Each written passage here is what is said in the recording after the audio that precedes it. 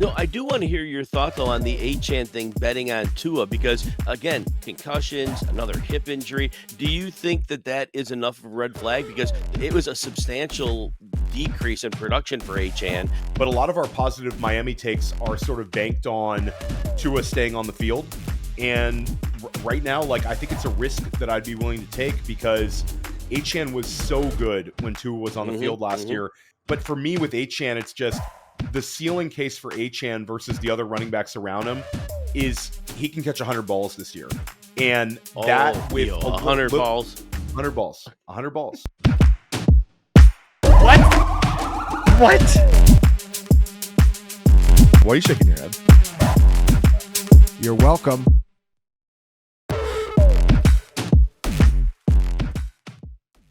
Optimal draft strategy in the 5th and 6th rounds of drafts in 2025. Fantasy Football Daily with Theo Greminger, joined again today by Jim Coventry, one of the resident ball knowers in the fantasy space. Jim crushes it over at RotoWire, and this is a continuing trend. If you want to hear second round draft strategy, I had a whole show dedicated to it with Faraz Siddiqui of Upper Hand Fantasy. Mike Shope of ADP Chasing and the Deep End podcast joined me to discuss rounds 3 and 4. And we're going to continue it today with rounds 5 and 6. And when I was setting this show up, I thought about including additional rounds, but rounds 5 and 6 are just so important to us as fantasy managers. There's landmines in these rounds, but there's also potential league winners that are found in these rounds. We don't have to go back that far to find players like this. Jamar Chase's rookie season, he settled into about this range of the draft, ended up having a remarkably good year. It happens time and time again where a player emerges in round 5, round 6, oftentimes a few of them, and it's just such a chasm between them and other players maybe side by side with them in ADP. So we're going to attempt to unwrap some head-to-head ADP choices. We're going to attempt to unwrap some of the best values in these rounds and help you crush your fantasy drafts. I think the first player I'm going to ask you about, Jim, and it's a player that's continually risen up and up throughout this offseason. There's a lot of positivity with Jameson Williams. You have a new offensive coordinator in Detroit in John Morton. He has sung the praises of Jameson Williams. Dan Campbell has. There's a lot of drum beats, tea leaves that are suggesting that Jameson Williams is going to have a better season than he did last year when he averaged over 14 points per game. We were talking about him as sort of a 6th round pick. Maybe if we would have done this show 6 weeks ago, even a month ago. Now you're starting to see him occasionally creep into the 4th, and he's living in the middle of the 5th round in leagues like the FFPC. What are your thoughts on Jameson? Are you equally optimistic about him having a really big breakthrough year? Knowing that we've done many shows together, I'm not going to be in line with this one. And here's my deal, and you know this. I do know numbers like everybody else, but my whole thing is NFL context. The Lions' passing attack terrifies me, aside from St. Brown this year. Terrifies me. First of all, you've got John Morton talking about making changes. Well, what changes are you going to make? Ben Johnson had a perfect offense, and you're going to come in and change things? Oh, that's going to go really well. Not everybody's lined up to hire John Morton. The other thing is this, the interior offensive line, complete turnover. Frank Ragnow was like Superman at center, calling plays. Now, Goff can call plays too, but the protection, he's gone, retired. They're turning over their guard positions. So Jared Goff is a flawed quarterback. But we saw that Ben Johnson got every ounce out of Jared Goff. When teams pressured him, he still looked like Jared Goff, but Ben Johnson was able to work around that a lot. John Morton's not working around that. First of all, his interior line is going to be a problem. Second of all, he's already talking about throwing the ball deep to Jameson Williams. Well, guess who's a terrible deep ball passer? It's Jared Goff. And if he's going to be under interior pressure, he's going to be running for his life, throwing the ball in the dirt. I have no confidence. But here's the thing. What is the Lions' blueprint this year, Theo? Defensively. Well, they have some injuries up front still. That's the run game. It's a big deal. Their pass defense is going to be amazing. Terry and Arnold made a huge step up as a rookie. Aiden Hutchinson's back. My whole point is this. When that defense cooked last year through week 7, they weren't passing the ball. Goff was 25 times a game or less. And we saw weeks 3 through 7, Jameson Williams averaged 2.5 targets per game. That's it. They want to run the ball. They have no interest, and Dan Campbell's he's gonna make sure that this team goes to script. They're running the ball. Yeah, so I would push back a little bit. I would say that when it comes to the commitment to Jameson Williams, he's just turned 24 years old. Mm-hmm. And Jim, he basically missed 2 years of the NFL. Like, he had 6 games played as a rookie, dealt with the injuries, dealt with suspension in 2023, was sort of a non-factor. Last year was almost a de facto rookie year at 23 years old for him. And I think when you look at Jameson Williams, only 91 targets last year. If they have a commitment to him and they're going to take shots, again, Jared Goff has his limitations, but I do think they're committed to getting Jameson Williams the ball more often and getting him more situations. And I would say that if the offense does change, just a little bit of less reliance on the slot position and a little bit more getting Williams the ball on the outside, I think could be in the wheelhouse. So I think we're butting heads on this one. He also has the upside where they're getting him those manufactured rush attempts where, like, last year there was about 10 of them. Maybe that goes up a little bit as well. I just think we're looking at a scenario where he's so explosive and he was able to score that sort of fantasy number on only 91 targets. What if there's a commitment to get him up to 115 targets with maybe a few more rush attempts? I just think that he's got a lot of outs to return value in this range of the draft. Your thoughts on that? Just mark this down. Goff is not throwing more than 25 times a game. It's not going to happen. If their defense doesn't have 18 injuries like last year, they are not throwing the football. John Morton could talk all day long. He could shoot his mouth off. Dan Campbell's a CEO. He's about winning football games. It's going to be defense in running the football. And I know the interior line's not good for Montgomery, but Jahmyr Gibbs is going to be fine. I get what you're saying. In theory, it all sounds beautiful. In practicality, Jared Goff got run out by Sean McVay, who's the genius of all geniuses, because he couldn't stretch the field. I get it. They want to get Williams involved. Practically, my opinion, their approach to offense, that's not even in the cards. That's just my take. This one we will butt heads on. We will move on and we will revisit this. Let's say like week 6. I'll give you week 8 because yes. Jameson could have as soon as Jameson has a smash week, then I'm going to have you on the show and then we'll talk about it. Yes, that's the way we'll do it. So you mentioned Jared Goff. We talk about the quarterback position, and I think a huge situation that's sort of playing out in drafts is elite quarterbacks this year. And I've talked about these players on the previous 2 shows, but Josh Allen, Lamar Jackson, Jaden Daniels are in their own little mini tier where usually it's Josh Allen or Lamar goes off the board as the QB1. And then you see another drafter take the other one as the QB2. And Jaden Daniels is essentially right there with those guys. There might be a 5 or 6 person gap between QB1 and QB3. Then there's been another tier that's developed where it's Jalen Hurts and Joe Burrow. It's almost opposite extremes of the way they get there, but 2 really elite scoring quarterbacks. Jalen Hurts, of course, is one of the most efficient running quarterbacks we've ever seen. One of the most efficient runners that we've ever seen in NFL history from the 1-yard line. It's an automatic touchdown with Hurts. We also have Philly last year running an obscenely low amount of pass plays. So the argument being, if they just take 15% more pass attempts this year because of the natural flow of football and variance in the game scripts, Jalen Hurts has room to run as a passer. He's still going to be efficient as a runner. Then you got Joe Burrow. And it feels to me like Joe Burrow sometime in the near future is going to have a Peyton Manning 2013 50 touchdown season. Now, if we miss on that, we're kicking ourselves in the butt. If he has something go wrong, then we're talking about a 38 touchdown season, and that's still not probably getting him to QB1 overall this year. So when I look at Joe Burrow and Jalen Hurts, it's polar opposites. And for the stacking people out there, the correlation people out there, there's plenty of options there. There's A.J. Brown, Devonta Smith, T. Higgins, Jamar Chase. So they're both heavily stacked as well.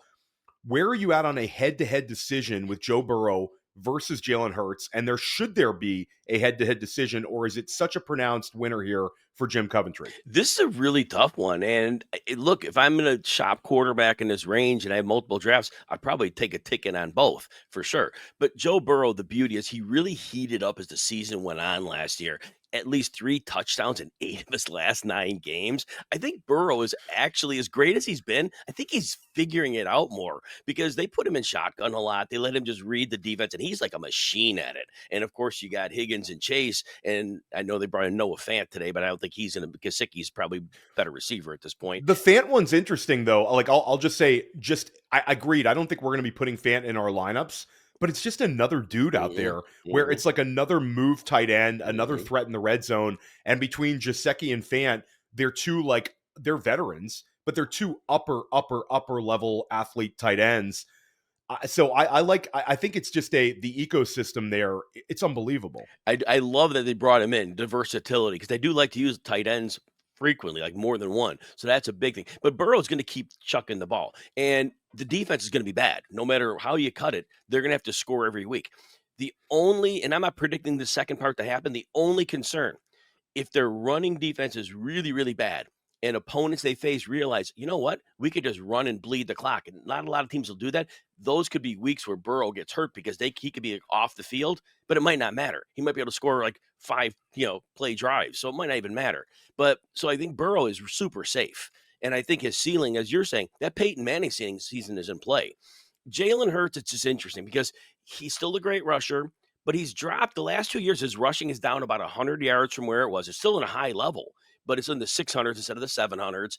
The touchdowns are still near 15, so that's great. And like you said, what are they going to do with him passing? Because he dropped like 800 yards last year from where he was at in prior years. And with Fangio coaching that defense, schedule is way tougher this year, but they have a really good defense. So we'll have to see. I think they're in more shootouts this year. I think you were going that way too. And they're going to be in more shootouts. Then I think they're not going to have a choice but to have Hurts do more. So that's why I said I like both of these quarterbacks. They both have their own thing going. I think Burrow is the one who's more likely to have the ceiling because I think there's a great chance that Philly defense could be so good that Hurts could be like last year, which is still fine.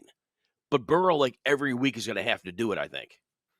Yeah, I ranked Burrow ahead of Hurts in my top 50, and it was like it felt weird. And I'll still have a ton of exposure to Jalen Hurts. I think it's like, and I do think, like, just on a side note, I think if you're in a situation where you're in the 5th round of your drafts and you don't like what's available to you on the clock and you feel like you've maybe lost an edge, if you go into your draft and you have maybe circled 3 guys in the 5th round, and let's say your league, these guys get pulled into round 4 and your OTC, I think going with a Burrow or a Hurts, you avoid the landmines, you get this potential high scoring outcome, but I'm with you. It's a slight edge to Joe Burrow for me. And Jim, we talk about like Burrow had to deal with T. Higgins missing time last year. He had to deal with the first season without Tyler Boyd, the first season without Joe Mixon. Their offense could just be better this year. Chase Brown, I think, has room to run as a receiver. I think that they're just going to be fully trusting Chase Brown as a receiver. I think they got better at backup running back with maybe Taj Brooks if they ever need it. And then wide receiver wise, Jermaine Burton was a guy that it was just the worst possible rookie season ever off the field. Right. There's positivity there. So he's probably the wide receiver 4. Yoshivas, they like a lot, and he's caught a ton of touchdowns from Burrow, just sort of the touchdown guy in the offense. And then we talked about the 2 tight ends. So he's got so much around him, and he's just such a stud. So I'm with you on Burrow. Jim, before we get started on LaPorta, let me know your thoughts on like what you're writing. What's your big plans in August? You crush it over at RotoWire. Big shout out to our guy, Alan Soslowski. Who knows better X's and O's, you or Alan? I think you're probably in. I don't think Allen's an X's and O guy. I don't think he's next. No. I don't see him as one. Yeah, I don't think that's his. There's only a few. I'm actually busting our guys' chops on that one. You're the foremost X's and O's guy at RotoWire, 100%. Alan is the man, though. Alan's come on the show a million times. Big shout out to you 2 guys. Anytime you 2 guys are putting out something on RotoWire, I definitely am listening to it. What's your big plans? Like, I know you're doing a lot of video content. What's an August look like for you? Man, I tell you what, video content and a face for radio, that's not a good match, but I have to live with my allotted fate. But that said, yeah. So you catch me on at Jim Coventry NFL on the X. All my video work goes there. My stat of the day, my threads of the day, those are all going to be set there. My articles are behind the paywall at RotoWire. So if you're interested in that, I can get you 15% off at rotowire.com of a subscription by using YouTube 15 as your code. But Sirius XM on the weekends, a subbing in during the week. So, but pretty much whenever I'm going to be somewhere, I'll let you know on the X. For sure. I highly recommend Jim's work, and you'll see him here on this channel. And I'm sure Alan's due to come back on this one as well. So we'll see both these guys throughout the season at some point. Let's talk about Sam LaPorta. A year ago at this time, in tight end premium formats like the FFPC, LaPorta was living at like the 1-2 turn, if not a few picks before. And in formats like NFFC, formats like Underdog, he was like a late second round pick, 2-3 turn type pick. So his star has fallen dramatically from last year. You're able to get him inside of the 5th round in tight end premium formats like the FFPC. Occasionally you see a structural drafter pull him up to the beginning of the 4th. And then in leagues like the NFFC, he's going currently at 67 overall, which I think is reflective of about where he'll go in most PPR formats, somewhere in that 65 to 75 range. That's about where he's going on Underdog as well in the best ball streets. LaPorta had the tight end 1 overall finish as a rookie, had the 120 targets as a rookie, finished the year very well, Jim. Like a lot of backloaded scoring for him after sort of a nightmarish start. Where does he stand for you if I'm looking at like a 1.5 premium tight end scoring? I think after tight end 3, George Kittle, I really think it's a lot of variables that we're not factoring. I think there's a lot of, I'd rather take tight end 10 than take one of these anywhere from tight end 4 through tight end 9. Last year, I was telling everybody, fade LaPorta. I said what I said earlier about Jameson Williams. I go, they're going to run the ball. They're going to play defense. And through week 7, their defense was healthy enough. LaPorta averaged 2.8 targets through week 7. It was exactly the way I said it would be. And he was averaging 7 PPR per game, and he was a bust. And then the defensive injuries caught up with them. And instead of Jared Goff throwing 25 times a game, he was throwing 40. Now Sam LaPorta in a 40 pass attempt for Goff, now he blows up 50 yards a game, 6.6 touchdowns per game, 13.2 PPR per game. He was great the rest of the way. But as I said with Jameson Williams, that blueprint was in place. It's going to be back in place this year. So LaPorta, that 2.8 targets per game, that's squarely in play again, because that was what we saw last year, and that's what I see again this year.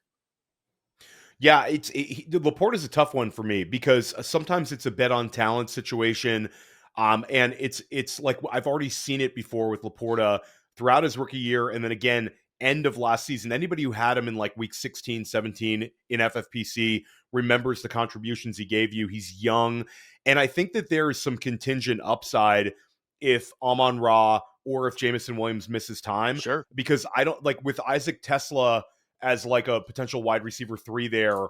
I think he's a little bit more of just a big time athlete, downfield threat, like, cardio type player.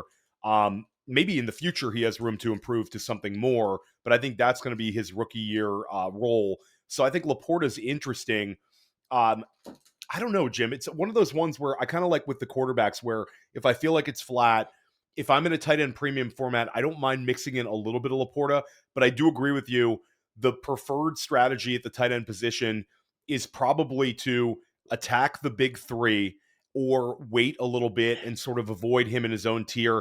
I would say that there's a scenario where when we go down and look at some of these other tight ends, a few spots behind him, that they just end up with so many more targets than him this year, which scares me a little bit. So I'd say I'm a little bit neutral on LaPorta. yeah. I haven't drafted a whole lot in redraft, but I'm not like closing the door on it. I just feel like it's one of those things where it could be an overcorrection from last year. We saw what he did as a rookie. And again, the newness of the system with the offensive coordinator, there's a lot of variables there. And hopefully they pass a little more than 25 times a game. And Jim Coventry misses that one by a few. Let's keep this going for with our discussion. Let's get over to the wide receiver position. And this is sort of a not in my league, bro type discussion, because occasionally some of these guys are late 4th rounders, but oftentimes you see these guys living inside of round 5. So I'll throw a group of 4 wide receivers and talk about which one is your favorite to draft in this range. I'd say you could call these guys the 4-5 turn wide receiver group. Cortland Sutton, who had amazing usage last year. He was like the wide receiver 15, just signed a big contract extension. DJ Moore, who was the wide receiver 6 2 seasons ago, was right around the wide receiver 14 last season. New system with Ben Johnson. It's sort of a litmus test. Is DJ Moore going to benefit from it, or is he one that is going to sort of struggle with additional target competition there and a new system? Rashee Rice, who is settled in this range because of the discount of how many games he's going to be suspended. And then Ted McMillan, who I am a big fan of in all formats, the rookie wide receiver for Carolina, who I think is just really talented and has the unknown upside. Of the 4 names I just said, if you're drafting one team and you want to attack wide receiver in round 5, who would it be? Yeah, it's DJ Moore for me. DJ Moore was a train wreck of a season last year. He was the wide receiver 14. And Yeah. DJ Moore's been a superstar his entire career. He has had some of the most horrific circumstances around him. His one big year is when he had Justin Fields. Oh my God, Justin Fields, 1,360 yards and 8 touchdowns for Moore. He was the wide receiver 6. That was just 2 years ago. DJ Moore commonly, not last year, but gets 1,100 yards in his sleep, no matter who the quarterback is. And I know Rome Odunze's there, but I already have been hearing from the Bears beat writers, yeah, Odunze is considered the X, but that's not bad for DJ Moore. DJ Moore, they said they're going to work on just getting the ball in his hands and letting him do what he does best. He's a running back with the ball in his hands, and he can win. He is so versatile. There's no way that Ben Johnson's coming in and ignoring DJ Moore. Odunze is going to be great too, and the Bears are going to have to throw because DeAndre Swift's okay, but it's not a sustaining rushing attack. This is going to be a pass-heavy offense because they have to be. They don't have a game breaker at running back, and so DJ Moore and Odunze are going to eat, and it's going to be fun to watch. That offensive line upgrade's really going to help Caleb Williams. And the camp, real quick, Theo, the camp reports on Caleb Williams struggling. Don't worry about it. Dennis Allen is bringing in his defense, and he's trying all kinds of crazy stuff that Caleb Williams is going to learn from. It's all these exotic looks, and Williams hasn't, he obviously struggled with those last year. He's learning fast, and Ben Johnson is figuring out what Caleb can do in certain situations. He's going to optimize that offense. DJ Moore is my guy. I think it's still probably DJ Moore, and I want to make the case for Ted McMillan here. And I certainly will draft a lot of Ted McMillan, but DJ Moore was going higher than this, and I think it's the ambiguity of where the targets are going to go in Chicago, the newness of the offense, a lot of people betting on the younger wide receivers. I feel like DJ Moore is going to get us off to a very fast start. There's a chance that when we get to midseason, we see the usage really, really increase for guys like Loveland, guys like Burden, when the season, becomes, a little bit more, they get a little more acclimated to the NFL game. I also think Rome Odunze last year was just such a lost season for him that, he's going to essentially be in a new role. They were moving him in the slot a lot last year. Like, I feel like he'll play a little bit more traditional X, like Ben Johnson's talked about. Right. So for me, I think DJ Moore gets us off to the fast start. And I think that matters. And I think people discount that. But when I'm drafting structurally in this range, usually this 4-5 turn, this is a starter for me, and this is an important player for me. And I think with DJ Moore, I could get 15 points per game over the first half of the season, and that matters a lot. And you brought up maybe there's a chance that he just runs with it, and the numbers are a little bit closer to what we saw in 2023. I'm with you. Caleb Williams is still a player that I'm willing to draft. I know there's a lot of apprehension here at fantasy points with the way he played as a rookie, but I'm still bullish on him. I think Ben Johnson just is a genius and is going to figure out the best way to utilize this young player. Let's keep this one going. Brief thoughts on a running back that we don't usually see in round 5 anymore. He's sort of settled into like, hey, I need a high volume running back at the end of round 4, and I'm going to click the button on Chuba Hubbard. The Dave Canales RB1 overall last 2 seasons has been an unbelievable source of volume and ADP winners. Like we had Rashad White in 2023. We had Chuba Hubbard last year. Both these guys were amazing hits. Now we're having to take a player inside of round 4. Are you in or out on Chuba Hubbard? Do you view him as just a structural pick, or do you view him as a guy that, hey, this could be a real value? He is a structural pick, I think. And my one concern is this: as good as he was last year, and he was outstanding, 4.0 yards per reception. And I wonder if on passing downs, they're going to bring in either Rico Dowdle or Trevor Etienne because he was not efficient as a receiver. And if they could get a little better than that, and I know pass blocking is part of it, and I understand Hubbard's good at that, and that could factor in, keep him on the field. But I think there's a world where they want to ease his touches. I don't think they ever wanted to give him the amount of work they did. And I remember at some point, I can't remember who, but reading something along that line. They don't want to give him that level of workload. And what's the easiest thing to do? Spot him in the passing game. And so at that point, his ADP is fine. His ADP is fine where it's at. It's a structural pick because you're going to get a floor. It's going to be a very good floor. But I think if we're looking for upside, I don't think he has last year's upside because I think those snaps will be limited. They had nobody else to put on the field last year. Yeah, and last year he scored a very a high efficient amount of touchdowns for a low scoring offense. There's more mouths to feed this year. Not only like we actually have like a pretty good wide receiver room. Jalen Coker, Xavier Legette played as rookies last year. Adam Thielen was still at a decent level, especially to end last season. Then you've got Ted McMillan, who I'm really high on.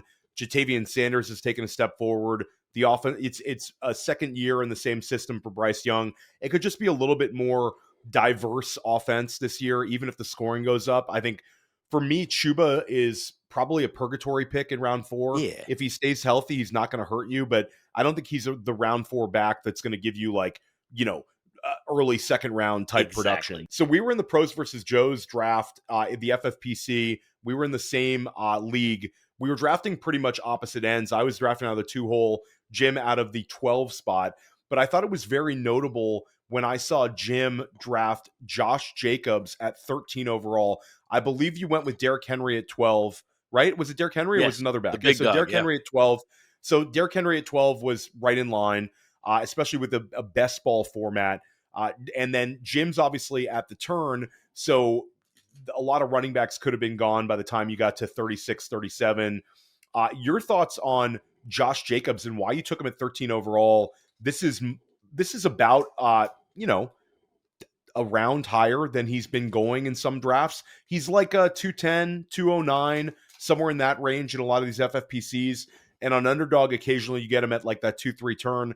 Had an unbelievable year last year, but is sort of a player that a lot of people are just not really talking about. Your thoughts on why you took Jacobs there, and your upside case for him this season? Yeah, so picking at the 12 turn, obviously your next pick is 36. And so the board's going to be very, very different in terms of running backs when you come back around. It just goes to my rankings at that point. And I have Jacobs as my running back 7. I have him right behind Henry. And so basically the reason I have him there is I don't think there are many safer running backs with ceiling. And we learned Jacobs missed a couple games at the end of his last year with the Raiders. And I don't know how much of that was the injury and how much of that was the situation there.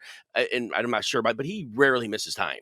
And the other thing is we saw in Green Bay, they made a commitment to him in the second half of the season. They were basically using him as the engine of the offense, getting in the red zone a lot, leaning on him. The catches are inconsistent. He'll have a lot of games with 4 or 5. He did it 6 times. Then he'll have 7 games with 0 to 1 catches. I don't like that. But his role in the offense is substantial. His durability is high. And look, I want that running back that's going to be on the field for me. And I really think I can count on Jacobs. If I take Devon Achane there, I'm banking on Tua being healthy because the 6 games that Achane played without Tua, he averaged 9.7 PPR points. I can't have that. I can't bet on Tua. I don't think he'll ever stay healthy. I'll never bet on that. Jonathan Taylor, love him. I know he goes a little later too. I can't trust that injury history. Chase Brown goes a little later too. He's reasonable there. Bucky Irving, is he going to repeat that season of last year? I don't think so. These are the running backs that are available at that point in the draft. And at that point, if I want one, I want the one that has safe and also has upside. I think that the Marshawn Lloyd being injured again is a real boon for Josh Jacobs because I think a lot of people are just assuming it's Emmanuel Wilson. And you can chime in on this one, but I think Chris Brooks versus Emmanuel Wilson's kind of a thing in Green Bay. They like Brooks as well. But bottom line is, if you're having a discussion on which running back 3-4 is going to be the handcuff of Lloyd's, then you've got kind of like players that they're not going to lean into. And last year we saw just how reliant they were with Josh Jacobs. I liked seeing your conviction on Jacobs. I would push back. I'm higher on Achane than you are. But I do agree with you. You can make a red flag scenario for a lot of the running backs behind Jacobs. He just, for me, it's like I was betting against the volume being this high, betting against a little bit the touchdown efficiency, and somewhat betting against Green Bay being as run heavy, wanted to be a little bit more balanced this year. But you sure make a really good argument for Jacobs. Anything else to add on the Green Bay offense or Jacobs' take? No, I do want to hear your thought though on the Achane thing, betting on Tua, because again, concussions, another hip injury. Do you think that that is enough of a red flag? Because it was a substantial decrease in production for Achane, and when he Well, wasn't in. the rushing yardage, yeah, for sure. And yeah, I agree with you. Like a lot of our positive Miami takes, and we'll talk about Jalen Waddle in a minute, but a lot of our positive Miami takes are sort of banked on Tua staying on the field. And right now, like I think it's a risk that I'd be willing to take because Achane was so good when Tua was on the field last year. And Jim, I think that having missing time with Tua last year, I think that their game plan for if he's gone this year naturally has to be better as an organization. It was so bad last year that I think that had to have been a little bit of the emphasis of the offseason. I realize guys like Zach Wilson doesn't make you have the most confidence, but I do think maybe there's a plan to get by for 2 weeks or so with Wilson and at least be a little bit functional for the skill position players if Tua misses time. Tua, by all accounts, is having a good camp, and by all accounts, looks very, very in shape. The pictures of him, we're still on the skinny Tua. Last offseason, he lost all that weight. He still looks really good. But for me, with Achane, it's just the ceiling case for Achane versus the other running backs around him is he can catch 100 balls this year, and that with 100 balls. 100 balls, 100 balls. I'm throwing it out there. So Achane led all running backs in receptions last year. He averaged 6 receptions a game in games with Tua. And that was the first year that we've seen him in that sort of role. Naturally, I think at 23 years old, he can take an even bigger step in that. And like, I could be wrong on this one. Let's say it's 85 receptions. Yeah. A big goal for him is 1,000 rushing yards. There's been some talk out of the beat reporters there that they might use him on some more designed inside runs this year to reestablish that yards per carry. He was really good at that at Texas A&M. So for me, it's just the upside of Achane is to me higher than Jacobs, but again, another one for us to sort of bump heads on in this one. And I think you just being this high on Jacobs should open up our eyes to him a little bit more because he's been a player that I don't have too many guests coming on pounding the table saying to draft Josh Jacobs. There's on the flip side, there's also not a lot of guests coming on that Jacobs is like their full fade. It's just he's sort of a there type player for a lot of people, and it seems like you have more conviction. So pay attention when Jim's giving you information like this one. Let's keep our discussion going for rounds 5 and round 6. Another head-to-head decision. James Conner, who was really good last year, veteran running back, is going side by side in drafts with players like Travion Henderson and RJ Harvey. Pick one running back. Do you go with one of the rookies or do you go with James Conner? I always go James Conner, and he misses time, but it's not a lot of time. He misses like 3 games most years. Last year it was 1. He came out of a couple early. I get that. But James Conner is aging really well. And what the beautiful thing with him, he caught 47 passes last year. His quarterback, Kyler Murray, figured it out, finally threw about 23% of his passes to running backs. I think the coaches worked with him on that. Instead of always just chucking everything deep, using your running back as a check down. And Conner's a great receiver. But Conner's had his 2 most efficient years in a row. Now, he only had that great season about 4 years ago, but 4.6 and 5.0 yards per carry the last 2 years. He has gotten more dominant with his touches. 85th percentile broken tackle rate. He is just going to continue to be the engine of that offense. And I understand Trey Benson's really good and I like him, but Conner got signed to a new deal last year. He is literally the heart and soul of the offense. So he is not going to be like a rotational player. He's going to maintain that lead role because he is such an important part of what they do.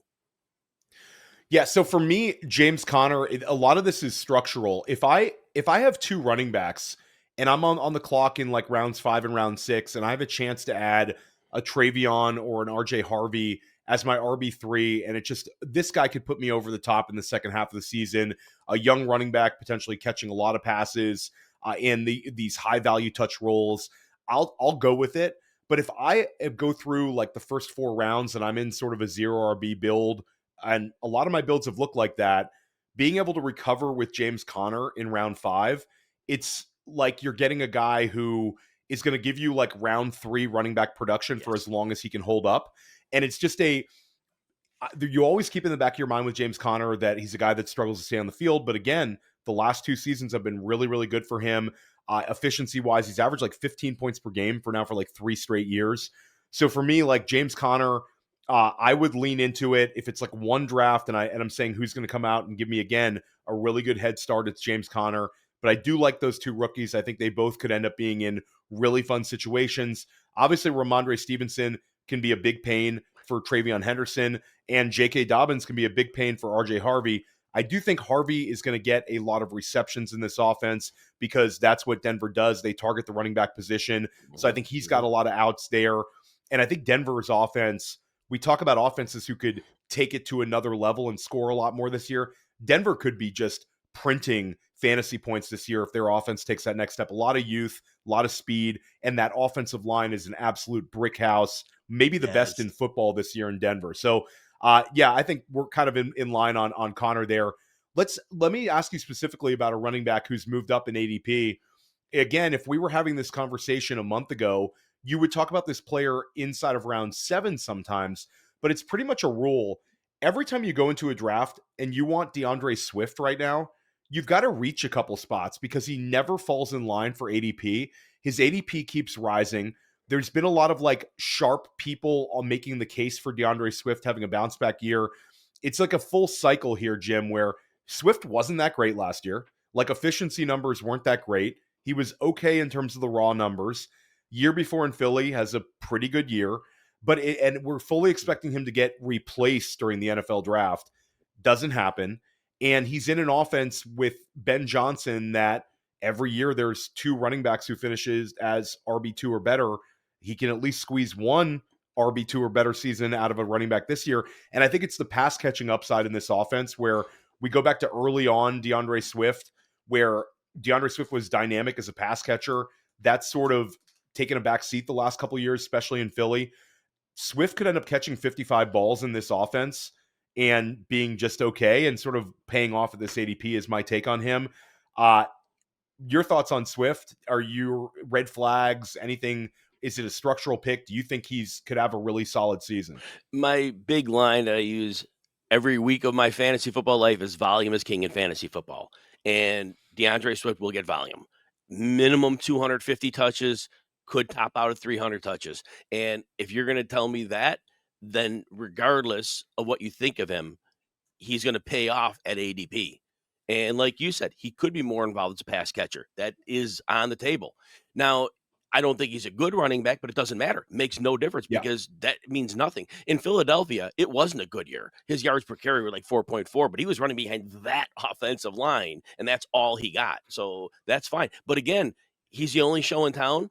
The Bears upgraded their offensive line. Defenses will be playing the pass against the Bears. They are not going to come in saying, got to stop the run. That's not what the league's about, and that's certainly not what it's going to be about with DJ Moore, Rome Odunze, Colson Loveland. That's defensive will worry about the pass. So it'll be a lot of free yards for Swift. So yes, I mean, not an exciting pick, not a sexy pick, but he's a pick that if you need a running back at that spot, great floor.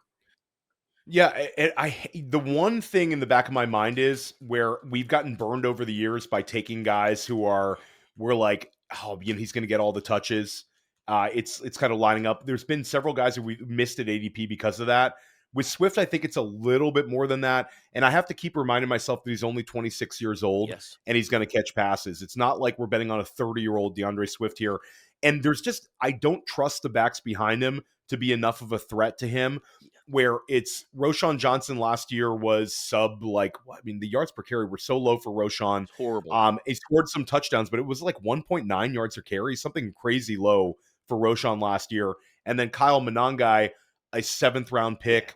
There's just not enough there where they can fully get away from Swift. So I think for as long as he holds up, he's going to give you potentially something like an RB18 type scoring number, which is useful to me in round Oh, 6. yes. Not sure I'm taking him in the middle of round 5, but I'll take some shots inside of round 6 for sure. Let's pivot over the wide receiver position, another head-to-head ADP decision, and these players are sort of living side by side. Now, there's something off the field with, and again, we're recording this right before the beginning of August, so if you're watching this on YouTube, Devonta Smith missed a practice. I don't know if it's anything. We're going to assume he's fully fine. George Pickens, Devonta Smith, and Jalen Waddle are all going right side by side with one another in drafts, very close to one another. And I think it's interesting. All three of these players are, call them end of the 5th round, early 6th round type values. We'll call it 5-6 turn wide receivers. All of them are wide receiver 2s on their team, but all of them are really talented football players in optimistic type situations. There's some enthusiasm for all three right now between Devonta Smith, George Pickens, and Jalen Waddle. Who are you clicking on the button on? The safest one of the group. If you've built a volatile roster to this point in the draft and you just want a safe, high floor player, it's going to be Devonta Smith because he missed 4 games last year. It was the first time he missed significant time in 4 years, but his prorated expectation was 1,089 yards and 10 touchdowns, and that's fairly in line with what he's done. That's a great floor. But if you're swinging for upside, I really do love George Pickens here because we remember Dak Prescott is an outstanding downfield passer. He is one of the best we've seen. And he actually threw the second most go balls and the third best accuracy in the league the last 2 years. He only played part-time last year. But remember Michael Gallup, when he played there a number of years back as that downfield perimeter guy, he had 1,100 yards. That was a big season. George Pickens is a monster compared to Michael Gallup. And with CD Lamb and Jake Ferguson there, this team's gonna have to pass the ball. The running game will be okay, but it's not going to sustain. Dak's going to have to throw the ball. The defense has a lot of injuries, players that may not be back for a while. So it's going to be a lot of shootouts. So I think your upside play is Pickens. The wild card is Waddle because last year, look, they threw 111 targets to Jonnu Smith. He caught like 88. They 78 catches for Achane. And they were losing anytime they played a good team. The problem was they weren't getting the ball to their wide receivers. And I think that Mike McDaniel has to think, well, I'm not winning games throwing to the running back and the tight end. When I got Waddle and Tyreek Hill, I think the ball has to go to them. So if they fix that, Jalen Waddle could have a really strong season. He's a wild card. He could be going any direction. So again, Devonta for Smith for floor, and Pickens is my favorite ceiling play. I think you made an awesome argument here, and I think I agree with it. I'm still updating my rankings. All three will be close to one another, and exposure-wise, I'm not scared of any of them, Jim. No. Which is interesting. Usually, there'd be like this guy's the fade, this guy's the target, this guy I'm neutral. This is all like it's a very interesting tier, and I do think that diving into this sort of tier of wide receivers, they all have that upside that you might not see about a round and a half later. They're really strong situations for them usage-wise, even though they are the number 2 targets in their offense. Let's talk about 2 players who should be the number 1 wide receiver and probably, in Zay Flowers' case, the target leader. Zay Flowers and Calvin Ridley both go in this range as well. We'll call these guys the early 6th round wide receivers. Ridley, I've said, can be this year's Terry McLaurin, this year's Cortland Sutton, like the usage king with a quarterback upgrade. And then you've got Zay Flowers, who had more hype last year. He's sort of settled into like a he is what he is type mentality with drafters where they're not afraid of him. But I think the aspirations and hopes that he can give you wide receiver 1 production are just not really there in this offense. Is there a player between the two of them that you like, and you can make the head-to-head decision here, but it's also can be, do you want exposure to these 2 players? I love Calvin Ridley. Love. And I have been pushing him since the NFL draft. And back in April, Ridley's ADP was wide receiver 42. End of May, it went up to wide receiver 38. End of June, about wide receiver 35. He's going as high as like 32, 33 at receiver. And I still think it's a good cost. Ridley, remember this. He has 2 straight 1,000-yard seasons. But last year, Will Levis and Mason Rudolph, and he had 1,000 yards. But it was that Ridley came on after week 5. They started to use him more. And from week 8 through 18, Ridley was averaging 76 yards, 14 PPR points. He was very solid. And I think Cam Ward may not be Superman, but I think it's a clear upgrade. And they have really worked in Tennessee to fix that offensive line. They brought in 2 veterans. Last year, their center, Lloyd Cushenberry, had a down year, but he has shown he can be elite. They're 2 young linemen. This could be a real healthy situation. And Ridley is really the only game in town at receiver. So he has been there. He's done that. I think this could be, obviously, he did that huge season in Atlanta a long time ago, but this could be a second best season. With Zay Flowers, it's tough because, Theo, I pointed out last year, it wasn't that Flowers got worse as a player. It's that the identity of the Ravens changed. Early in the season, they were kind of a hybrid offense. They weren't like totally selling out on the run. And Zay Flowers, 5 times in his first 9 games, he had at least 18.5 PPR points. But then the Ravens figured it out. From week 10 on, they were all about Henry and Lamar running, throwing situationally. And then what happened to Zay Flowers? Remember, he had those 5 times in 9 games, 18.5 PPR. He only had 1 game from week 10 on with 12 PPR points. And that's because they were dedicated to the run. And when they threw, it was shots. It was downfield to Bateman. It was downfield to Andrews. And Zay Flowers is kind of the odd man out. So it's not a talent thing. It's that offense is not changing this year. It's going to be running and shots. And that's not where Flowers works. Yeah, I mean, for Flowers, I agree with you. I think like the talent is there with him, and the target share, he's going to get like a 25% target share, but again, it's a run heavy offense. The one caveat I would point out with Flowers is the air yards went up a lot last year. So maybe the conversation for Flowers, if would have had 8 touchdowns instead of 4 last year, would have been a little bit different. But for me, we've seen him have about 75 receptions in back-to-back seasons. We haven't seen him take that next step. I do think he's interesting, but I agree with you. Ridley is one where I've loved clicking the button on this year. I think just we saw it last year with Sutton. We saw it last year with McLaurin. I think he could be that one where the quarterback situation last year in Tennessee was just so bad. But Ridley had such a high air yard share, very solid first read rate. The target share was only like 22%. I think that number actually ticks up with Chim DK, Alec Iamaner, both on the field a lot. 2 rookie wide receivers sort of in that wide receiver 2, wide receiver 3 role. So I think Ridley's in just a really, really good spot. Very, very interesting. Got to talk a little Travis Hunter. Travis Hunter, unbelievable talent. We have weird things that we have to talk about that we never talk about with players, such as how much time is he going to spend on defense? This is just a weird situation.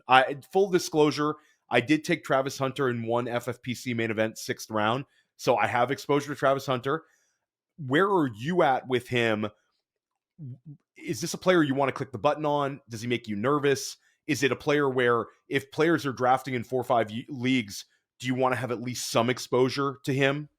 Yeah, I will be out on him, and a couple of reasons. First of all, when you look at the Jaguars' offense, I still don't trust Trevor Lawrence. I think he's a horrible decision maker, but Brian Thomas is the clear number 1 receiver, and so now we're talking the second receiver. And if we all want to make that case that Liam Cohen has fairy dust and he could turn every offense into magic, then I guess you could buy in. But here's my deal with Travis Hunter. When we got out of the NFL draft, I said when I watched the film on him, he still moves like a corner. He doesn't have the nuanced route running. He gets away with it in college because he was so much better than all the kids he played against, and that was beautiful. But I loved that last week I was listening to some reporters from in Jaguars camp, and they backed up what I said. They mentioned that he moves like a corner still. They go, he has to really work on his route running, and he's spending time practicing on defense, which was my other concern. And the more time he practices on defense, the less time he's becoming an NFL route runner. So I think he's going to be a superstar, but I think he's going to have to develop the nuances of route running, and that's going to take some time. So I'm out on him for that reason, because I think the more they play him on defense, the more it hurts him on offense. Yeah, he's interesting. The things that I worry about with Travis Hunter, I think maybe I'm a little less worried than you on certain factors. I think he can coexist with Brian Thomas Jr. because BTJ is going to get all he can handle. But when I look at it, I know you've been singing the praises of Diami Brown as like a late round dart throw, but it's still a player that with Diami Brown where we haven't seen him really hit Right. at a high level Oh, as an yeah. NFL player. And Brenton Strange is another player where it's a limited sample size. So I do think Travis Hunter offensively is going to have plays dialed up for him, and I believe he can score a lot of fantasy points with them. I think he can put up big spike week numbers and have like a game where he has like 2 touchdowns. Travis Hunter having a 3 touchdown game would not shock me, Sure. but the consistency for me, I worry about a little bit with this offense. And my big concern is injuries at the cornerback position. Where are they going to be forced in a situation where Mhm. Hunter's going to have to be a full-time cornerback? And also, Liam Cohen is coming there to win football games. Trevor Lawrence is in year 5, and they traded away next year's first-round pick. So, like, we talk about Trevor Lawrence, there's people optimistic, there's people like yourself pessimistic. No matter what you think of Trevor Lawrence, them trading away next year's first-round pick is them saying, this is it. It's Trevor Lawrence for the next 2 years. And now we've made this big coaching upgrade. We have a 21 and 22-year-old wide receiver who are really talented guys. So if there's a chance that like Jacksonville's playing to win this year, there's not a rebuilding season. And if there's those injuries and Travis Hunter has to defend number 1 and number 2 targets, that's really an impossible ask. Now, if he's just coming in nickel situations, dime situations, I think he's an elite athlete and he can do that. So that's the thing in the back of my mind. But I do think talent-wise, I want to have some exposure to him because I think he's really, really good at football. And we haven't seen this sort of player, sort of this game changer, outlier type athlete. And if it hits, I think it'll be a really, really fun one. Let's do a couple more OTC decisions here. Pick a wide receiver in this range, Jim. These are the late round 6, early round 7 wide receivers. Rome Odunze, Chris Olave, and Jerry Jeudy. Jeudy's had a really strong season last year, finished as the wide receiver 12, had double-digit targets from like 3 different quarterbacks in Cleveland. Obviously, the scoring was really good when it was Jameis Winston, but underrated with other quarterbacks. Yes. Chris Olave, the usage like has been great his whole career, dealt with the concussions, but there's been some positive coach speak with Kellen Moore. They extend him this year. Rome Odunze, you talked about earlier. Do you want to make a bet on one of these 3 wide receivers? So I'm ruling out Olave because of his quarterback situation as much as the injury, unfortunate with the concussions. That's of concern there. But Jeudy, like you said, people are not realizing what he did with other quarterbacks. Is even that he had the terrible first game with Dorian Thompson-Robinson, but the second game they played together, Jeudy was just fine. So I think that, look, he could easily get you 1,100 yards and have a ton of catches. That defense is not going to be as good as people think. It's those corners, they already lost Emerson for the season. Those corners, they're big names, but the last 3 years, their coverage skills have declined. So they're going to have to throw the ball. Jeudy's a great high floor, reasonable ceiling play. If you want the upside play, though, Odunze could have that season. If you're buying into the Bears and Ben Johnson and the leap from Caleb Williams, Odunze could be a monster. But there's a lot of narrative you have to weave to make that happen. So, again, if you want safe, it's Jeudy. If you want to go for the upside play, I think it's Odunze. Yeah, I think I'm Odunze in this situation as well. We have to get back to the draft capital that he had last year. Mm-hmm. Um, Olave, it's interesting. I just never, I never find myself clicking that button there. I don't think he's going to burn me. I also think you can get Rashid Shaheed as wide receiver 55, and it's just a cheaper way that if the Kellen Moore offense and Tyler Shuck are better than Jim thinks, then he's going to carry the Rashid Shaheed tide there. And Shaheed and Odunze Shaheed and Olave had very similar scoring numbers last year. Shaheed was like 13.5 points per game. So I think I'd rather make that bet. Jeudy, I have bags packed in Dynasty, which is sort of a cop-out answer. I've still been adding him in best ball, but I haven't been drafting him in redraft. But I think Judy's like in a better situation than some people think, but I'll lean Odunze. Yeah. Last question for you, and this is for a lot of the tight end premium managers, this is a decision inside of round 6. And for your regular PPR leagues, such as NFFC or your Yahoos, your ESPNs, these guys you might be able to get a little bit later. But where are you at between Evan Engram, Travis Kelce, and TJ Hockenson. Is there a bet you want to make with this level of tight end, or is it simply not a tier of tight ends you're interested in? Yeah, I'll go later and take Jake Ferguson.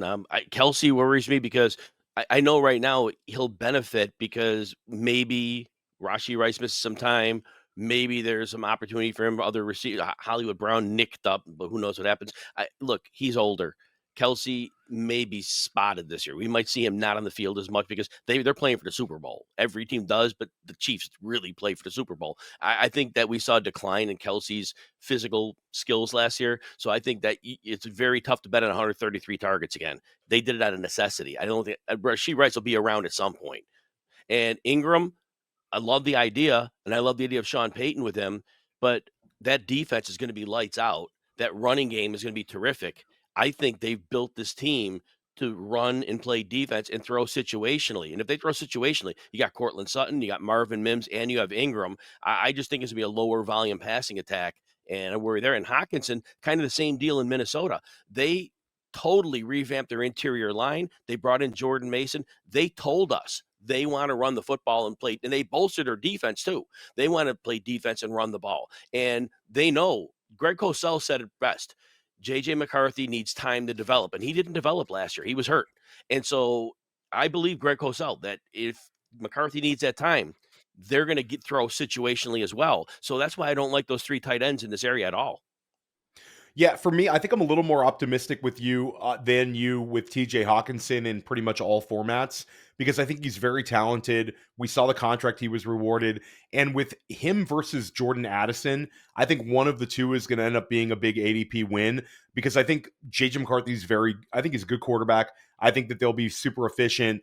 And Hockenson, like we've seen him have these multiple high scoring years. Kelce, I agree with you. I'm sort of out. I don't want to elevate Kelce for the wrong reasons. And I Right. think the only reason people are elevating him is because of the Rashi Rice situation.